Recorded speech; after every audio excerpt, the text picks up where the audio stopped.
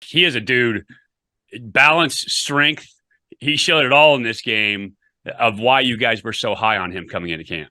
Yeah, one of his old coaches that I know really well has a great way of describing him, and he's a hard tackle.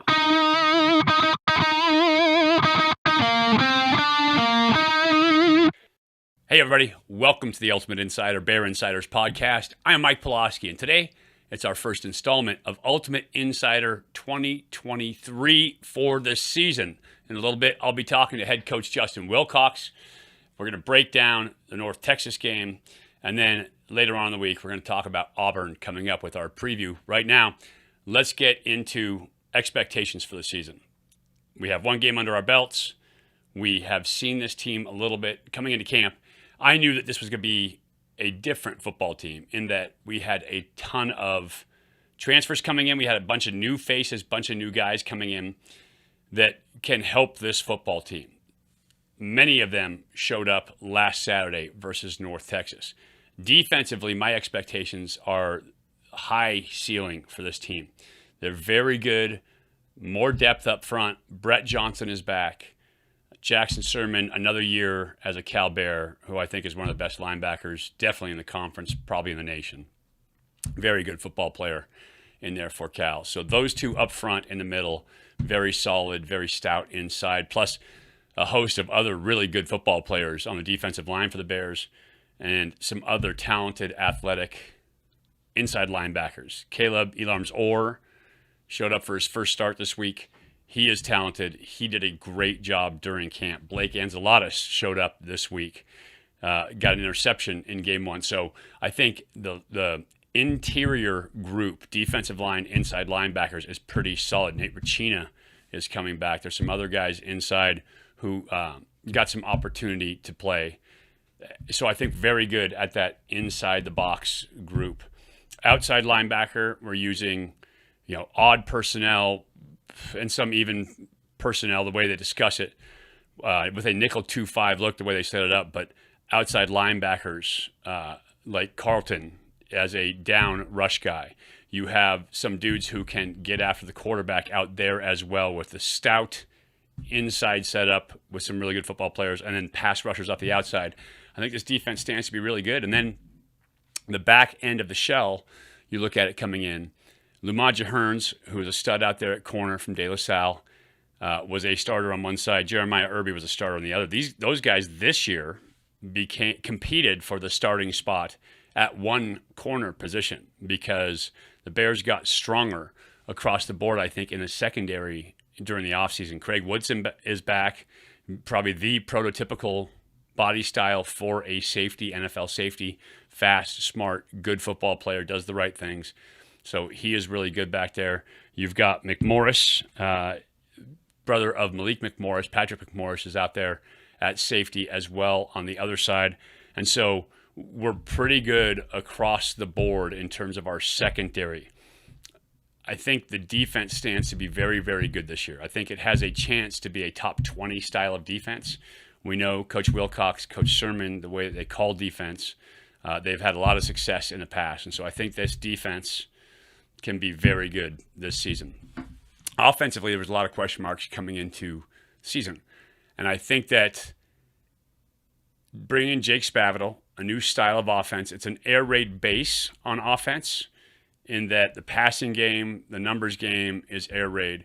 But you're also using a lot of power run game inside with Mike Blesh, the addition of Mike Blesh coming over from North Texas as the offensive line coach. He is big on gap scheme runs, power counter inside, little zone ISO inside. And so he does an excellent job of getting those guys with the tough run mentality. And that is super important to have that in an offensive line group. Your offensive line sets the tone for your team. And in order to set the tone, they need to have a bit of a tough guy edge to them. That comes from running the ball effectively, from getting downhill, from driving dudes' helmets into the dirt and having that kind of nasty to you on the offensive line. I think Blesh brings that to that offensive line. We had an interview with Mike Blesh way back in the spring. If you haven't seen it, go check it out. And you can hear his thoughts on the position, his thoughts on the offensive line. But I think they have a chance of running the ball better. Obviously, in game one, they showed that they can. A lot of perimeter guys, very good at wide receiver. I think transfers in this year make a huge difference. I think there were some guys on campus who also make a big difference. Jeremiah Hunter, one guy in particular, who I think makes a huge difference out there. I think that Monroe Young showed up this last game. He's a guy that makes a difference, has some speed. He is a guy that can run. And the running back position, of course, Jay Knott, very good back there. And we saw Ifansi this week was also very good at that running back position. So there's the makings of a pretty good team here. And so it has to come together. It has to congeal and form the team that you expect. And then on Saturday, we saw some of that coming together. We'll start on defense because defensively, I think the Bears played exceptionally well. They allowed 2 explosive plays, and those were both pass plays over the top. There was a transfer from Missouri playing wide receiver for North Texas. He was very fast, and they had him at the wide out position. One play, his first big post over the top, was a communication error. They run the stack receivers look, made famous by Tennessee, and you get the slot receiver out there with the wide receiver past the numbers, and it puts a stretch on the defense because you have to cover down with 2 guys at least to be able to be even in numbers. And oftentimes, because they're so close, as they push vertically, you have to wait till those routes declare. What a lot of teams are doing, and what Cal was doing at that point, was playing an in-out look so that the safety would take whatever came to him inside, and the corner, or safety should have taken whatever came to him inside, and the corner should have taken whatever came to him outside or late. And when the post broke to the middle, the safety did not go with the post. He was out of position. He sat on the second route, and it left Lumaja Hearns kind of all alone on the sideline out there. It looked like Lumaja Hearns was beating coverage, but he wasn't. The concept, he should have been taking the other receiver. The safety should have been underneath that post, should have turned and ran with the post. And so they ended up, because of a miscommunication, getting beat for a big one over the top there for 59 yards.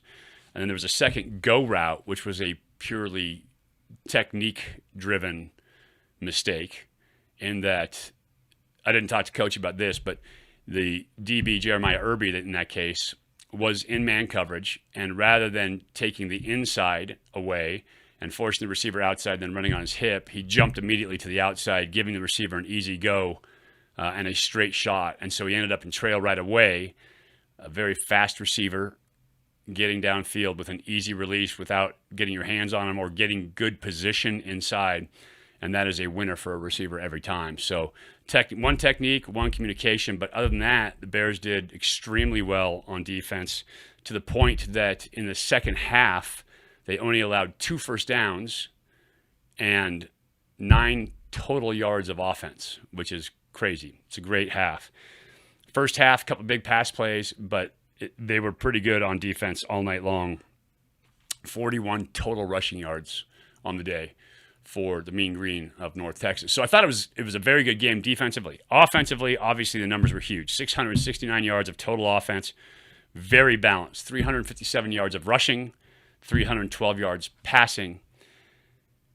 Sam Jackson early on showed athletically why coaches love him, how special he was in terms of running the ball, especially one, he pulled it on a read, took off to his left, and it was cut off. There was an outside player, had gap exchange, was outside on him, and rather than kind of taking it and going down there, he reversed field, came back around, and picked up a positive play on what should have been a negative play. And so athletically, you can see why coaches are excited about Sam Jackson. He needs to learn to get down. He needs to learn to slide at the end of his runs. Later in the game, rolling to his right, kind of went headlong into contact and ended up getting injured. Didn't see him again for the rest of the game. So that's an issue for him. He is not the biggest dude on the field, though he is crazy athletic. He needs to learn when the ride is over, when he needs to get down and slide. So that is an important lesson for him. You'll hear me talk to Coach later about maybe pain being an indicator to help him with that.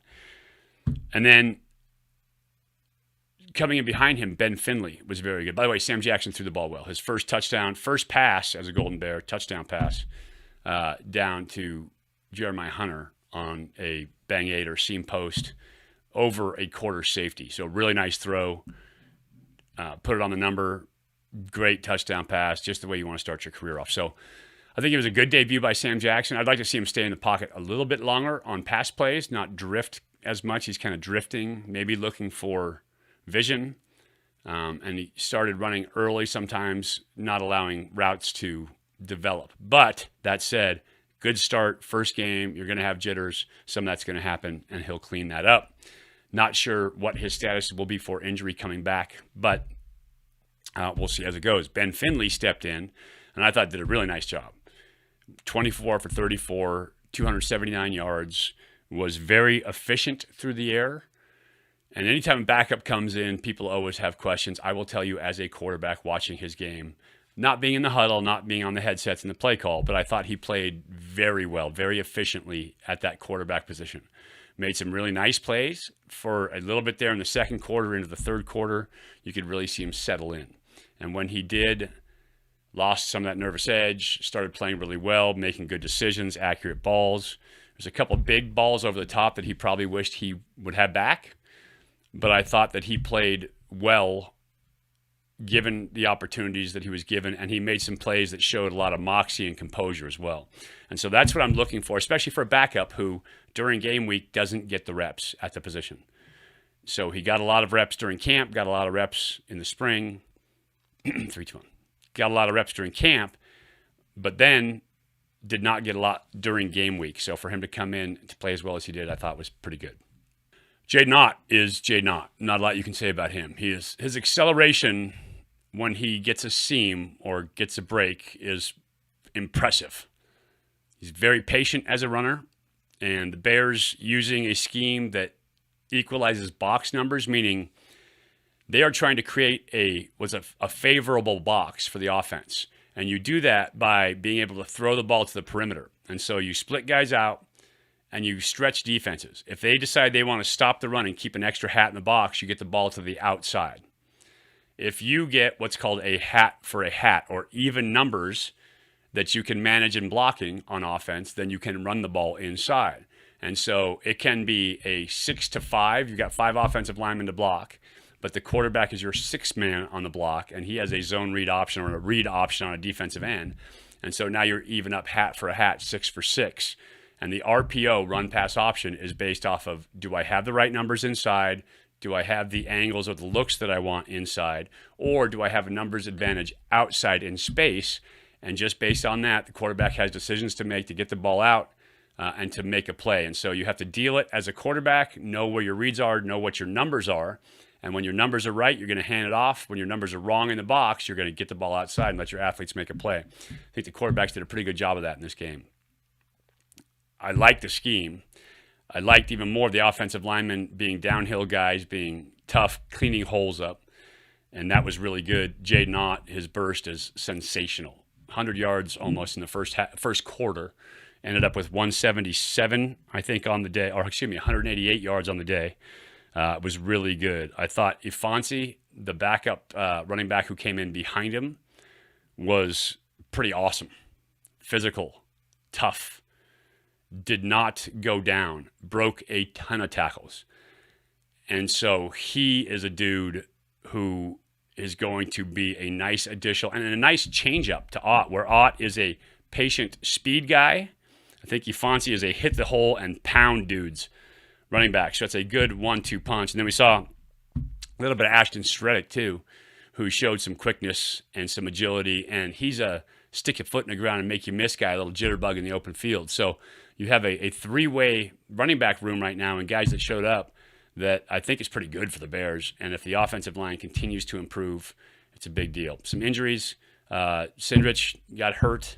That's a big one. Obviously, Sam Jackson with the injury, did not see him in the second half. That's a big one as well. And so we'll see what happens when we come back. I feel good about offensive line. I would feel better with Sindrich in there. And then I feel good about the quarterback position in that Finley showed up pretty good. And I think Fernando Mendoza is young, but he is also a guy who can be a good quarterback at this level as well. So I think the Bears are pretty well off at that quarterback room. The offensive line got some important reps in this game, and a lot of new faces got reps in this game. So super huge. That is my breakdown, but right from the head man in the program. I talked to Coach earlier, and this is our conversation. Coming off a great first week, there were a lot of questions going into this week. Give me your summation of the game as a team on both sides of the ball. Yeah, it's great to get a win, go on the road. They've been a bowl team consistently. They have some good players. We knew that, but we expected to go play well. And if we played well, then we figured we would find a way to win. So I'm proud of them for going on the road. First game of the year, there's always the unknowns, and you're not exactly sure, how it's all going to look. But I thought the guys competed hard. We played a lot of players, offense, special teams, and defense, which was good. The story of the game, I think offensively, when we didn't commit a penalty and played clean football and, got our targets in the run game in the right spot, threw the ball to the right people, then we moved the ball, really well, put in the end zone a bunch, some conversions, the conversion downs were big, third and fourth downs. We had 17 explosive plays, give or take. So that was great to see, and played a lot of guys. Also really proud of the guys that stepped up for the injured players. Like, that was key. Defensively, the two explosive plays hurt us bad. I mean, basically 2 touchdowns right there on 2 explosive passes. One was a miscommunication. The second was a technique error. And, we got to get rid of those. We know that. And it's a simple concept, but it doesn't make it easy. So, other than that, the defense actually played pretty dang good. Took the ball away 3 times. There's a lot of 3 and out, especially in the second half. Special teams kind of hit and miss. Some really good efforts. I think we had a great effort on a punt by Maven. Maven Anderson had a great play as a bullet on a punt. Miles Williams was the special teams player of the game. Did a good job making tackles, but we got to get better on PAT field goal. That was some issues that we got to get cleaned up there. I think the story of the game really was the middle 8 minutes, the last 4 minutes of the first half and the first 4 of the second half, because we were on offense. We fumbled the ball, they score. Okay. Then we get the ball back with about 2 minutes. We go down and score with, 7 seconds to go in the half. And so we get a score to finish the half. Then we open with a score the second half. Then we get a 1-play turnover and then score again. And that was really, changed the entire complexion of that game. So proud of the guys, but there's, a lot of lessons to learn, but it's nice to learn those lessons when you put together a win like that. Yeah, we actually made the point on the radio that momentum builds, but sometimes timing is everything. And you get that ball to finish the half, you put the ball in the end zone, you get the kickoff to start the second half. It makes a huge difference with what you guys were doing. Let's talk offense first. Quarterback Sam Jackson, evaluate his play and what you thought during the limited snaps that you saw him. He did a pretty good job. I mean, moved the ball down the field. The first drive was run, and he threw the skinny post over the quarter safety. On target, great throw. I mean, that's what we've seen in practice. It was great to see that. I made a couple plays with his legs. You saw the one, he pulled it. The guy was on the edge. They kind of ran a little stunt, and then he looks like he's going to be tackled for a 8-yard loss, and all of a sudden it's an 8-yard gain. There's not a lot of coaching in that. That's ability driven. And, a couple of things that he could have cleaned up. Unfortunately, didn't get very many snaps, and got over on the sideline and suffered an injury. And Ben Finley came in and kind of hit the ground running. But I thought Sam did a good job. You could see some of the athletic things and also the throws. It wasn't like I said, that first touchdown throw was a hell of a pass by him. Yeah, in today's vernacular, I believe they call it a dime. So dime, that would be considered a dime. It would be a dime. It was very nice. Part of what makes him magic, that running ability, right? His athletic gift is also part of the worry for a coach, because every time he gets outside of the pocket, what happened later on when he got injured can happen. So I think watching your guys in practice, I think you have 3 guys that could play at this level, no doubt. with Ben coming in behind him. But how much do you consider that when you're thinking about running Sam, running the read option stuff with him, called quarterback runs? How much plays into that? Yeah, it does play into it because there's called QB runs and then there's the QB runs that just happen because, how he plays. Right. So, the other thing is he's got to learn when to slide, extend get down. and when to get down. I mean, if it's not a third or fourth down where we're trying to make the sticks or the pylon, then he's got to get down and doesn't need to take extra shots. And we've talked about that, but it's a hard thing to simulate. You can practice sliding, you practice all that. We did go live some in camp, but we're trying to manage that as best you can in preparing for the season, but ultimately you got to play at some point. So I'm fortunate that it happened, and we'll see how quickly he's able to come back.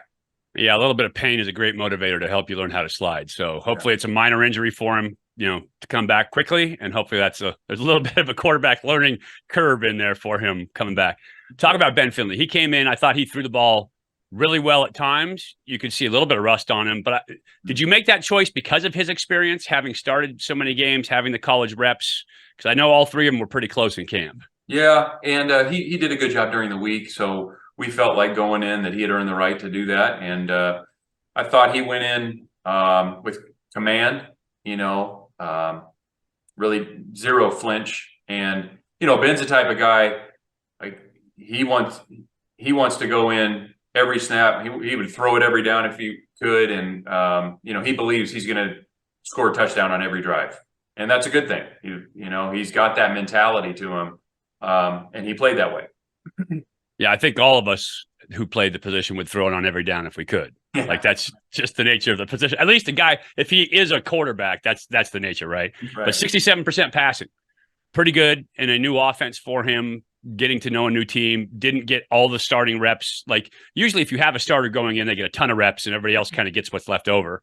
And I know that with the three, that guys got a lot of reps, but he didn't get all the starting reps like you normally would going into this game. So pretty good for a quarterback coming in that situation.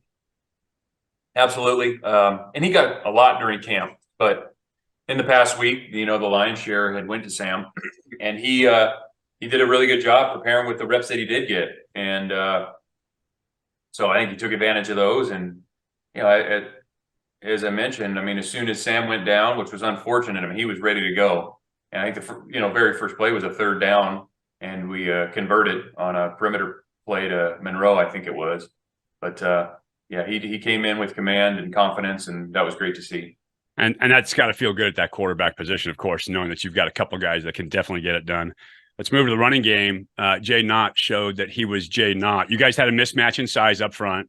I think you had to expect to move people a little bit, create some seams. But if there was a seam, boy, Jay Knott hit that thing full speed in this game.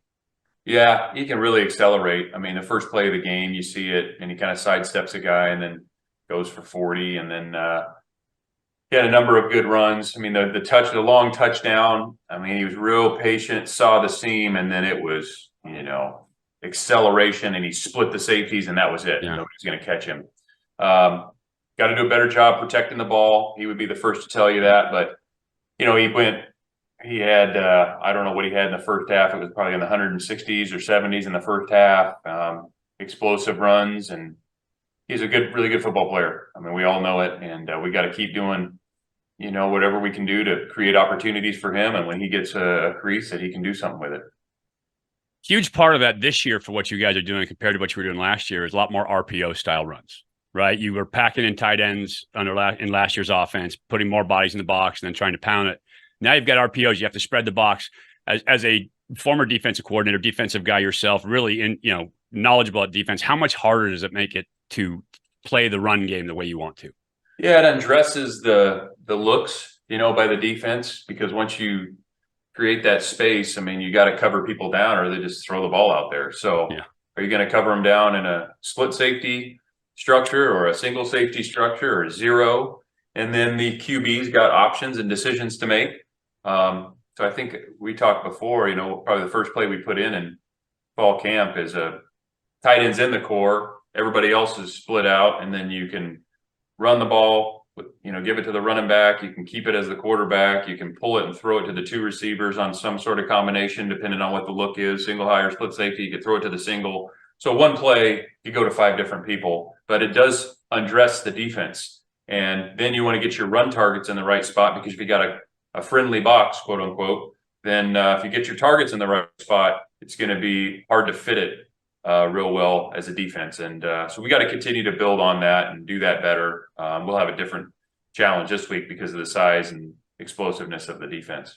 Yeah, and we'll talk about Auburn in just a second. I want to give some love to Afonso as well. Like, he is a dude, balance, strength. He showed it all in this game of why you guys were so high on him coming into camp. Yeah, one of his old coaches that I know really well has a great way of describing him, and he's a hard tackle. And I think that's evident. I mean, he runs well. He's quick. He's not, he's not the fastest running back that's ever played. He's not the biggest, but he's strong. He's got balance, and he's really tough. I mean, he doesn't go down. And the 4th and 2 was, that was a great, what a hell of a run. And yeah, pretty awesome. Excited, and you get the O-line chasing him all the way into the end zone. That was awesome to see. And then he scored 3 times, and it means a lot to him to be out there. I mean, he's a tough, competitive guy. He's a great guy, and we're proud of him. And I think you made the point, the offensive line running down there, right? Showing that energy. I think it's an energy we haven't seen from the offense in quite a while. So to see that on the offensive side of the ball as a former quarterback did my heart good, obviously. The receiving core, I think Jeremiah Hunter showed up. Monroe Young showed up. You had several guys. Taj Davis very quietly got 5 or 6 catches. Like, you had a bunch of guys touch the ball, and I thought your receiving core showed up pretty well in this game. I think they did, and Hightower made a couple. Maven had a couple really nice catches. One, a big one on, I think, 3rd down on a post where he got hit and held on to it. Tron Grizel had 2 that came back. He had a really nice, he was in the end zone on one, and if he just plays it cleaner with his hands, he's going to hit a touchdown out of it. So to your point, a lot of guys made a lot of plays, and that's what we need out of that group. We have talent in there, and we need that talent to perform.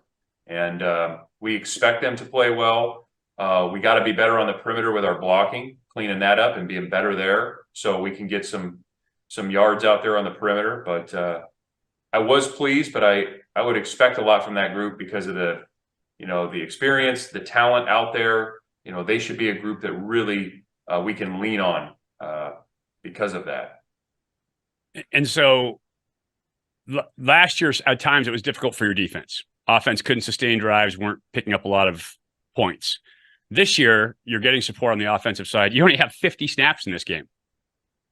Talk about what a difference that is for your defense this year as opposed to in the past. Yeah, really the tale of 2 halves, because in the first half, there was some 3 and outs in there, but we got the explosive passes. And then we had the 2 explosive passes that were touchdowns, and then we had the fumble, which resulted in a touchdown.